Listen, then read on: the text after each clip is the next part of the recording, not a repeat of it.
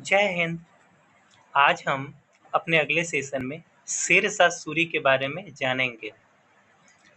सूरवंश का शेरशाह सूरी 1472 में सासाराम में जन्मा था।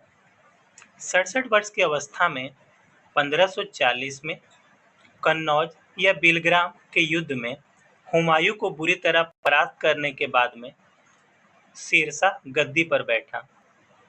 शेरशाह मुख्यतः अफगान शासक था। इसका मूल नाम फरीद था। इसके पिता हसन खां जौनपुर के जागीरदार थे। शेरशाह को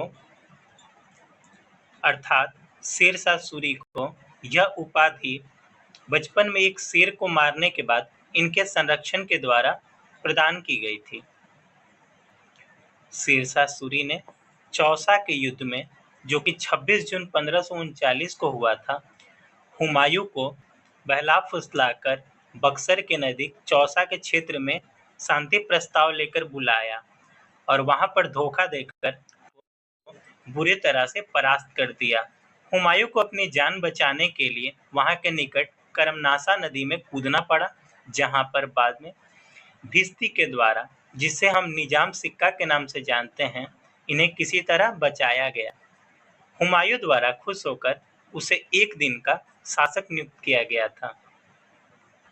शेरशाह सूरी द्वारा कन्नौज या बिलग्राम के युद्ध में 17 मई 1540 को हुमायूं को बुरी तरह परास्त कर दिया गया और दिल्ली की गद्दी पर बैठ गया। शेरशाह सूरी की माने तो इसका अंतिम सैन्य अभियान कालिंजर पर था। कालिंजर में 1545 में कब्जा करने के लिए शेरशाह सूरी अभियान के लिए निकला, परंतु वहां पर चंदेल शासक कीर्तिवर्मन, यहाँ पे कीर्तिमान लिखाया गया है, ये कीर्तिवर्मन है, कीर्तिवर्मन द्वितीय के द्वारा इन्हें बुरी तरह परास्त कर दिया गया। उस समय वहां पर ये अग्नेय नामक अस्त्र चला रहे थे। जब इन्हें यह पता चला कि किले पर कब्जा हो गया है, तो इनकी मृत्यु हो गई। शेरशाह सूरी एक बहुत ही बहादुर और महान अफगान शासकों में से एक था। इसके द्वारा किए गए कुछ कार्यों में से निम्नलिखित हैं। Grand trunk road. शेरशाह ने पश्चिम में सिंधु नदी से लेकर बंगाल में सोनार गांव तक पुरानी शाही सड़कों को पुनः शुरू करवाया, जिसे लॉर्ड डलहौजी द्वारा नाम बदलकर जीटी रोड रखा गया। आज हम इन्हें NH1, NH2 यानी नेशनल हाईवे 1, नेशनल हाईवे 2 के नाम से जानते हैं। शेरशाह सूरी द्वारा अन्य कार्यों में मिश्रित सिक्कों की जगह सोने, चांदी, तांबे के सिक्कों का चलन प्रारंभ करवाया गया। आपको बताते चले कि शेरशाह द्वारा शुद्ध चांदी का रुपया तथा तांबे का दाम चलाया गया था। शेरशाह सूरी ने कई विद्वानों को संरक्षण प्रदान किया था।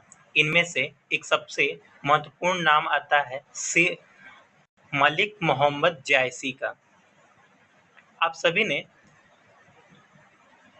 पद्मावत के बारे में सुना होगा। दरअसल पद्मावत की रचना जो है, ये मलिक मोहम्मद जायसी के द्वारा ही की गई थी। यद्यपि पद्मावत को शेरशाह सूरी का संरक्षण प्राप्त नहीं था। उपज एवं भूमि माप प्रणाली।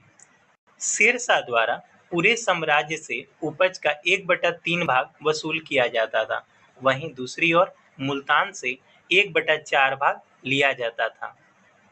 शेरशाह द्वारा भूमि माप के लिए सिकंदरी गज 34 अंगुल या 32 इंच या फिर सन की डंडी का प्रयोग किया गया था। शेरशाह की मृत्यु की यदि बात की जाए तो मई 1545 को कालिंजर में आग्नेय अस्त्र चलाने के दौरान जब वो बुरी तरह घायल हो गया था और जब उसे पता चला कि वो परास्त हो चुका है, तो वो सदमे में मर गया। उसकी मृत्यु हो गई। शेरशाह सूरी को सासाराम के निकट में वहाँ पे मकबरा बनाया गया है।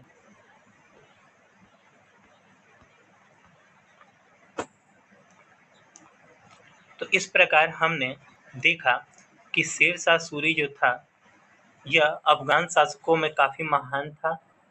इसने अपनी बहादुरी के बल पर कई युद्ध जीते और हुमायूं जैसे बहादुर शासक को किस प्रकार से चौसा और कन्नौज के युद्ध में बुरी तरह परास्त करके दिल्ली की गद्दी पर आसीन हुआ। इसने भारत में जो सुधार के कार्य किए वह सराहनीय है। उसके द्वारा चलाए गए रुपयों का प्रयोग आधिकारिक प्रणाली की यदि बात की जाए तो ब्रिटिश में भी देखी जा सकती है। आज के लिए इतना ही। अगले सेशन में हम इससे संबंधित ऑब्जेक्टिव प्रश्नों को देखेंगे। आपको यदि हमारी वीडियो अच्छी लगती है तो इसे लाइक करें, कमेंट करें और हमारे चैनल को सब्सक्राइब करें। जय हिंद।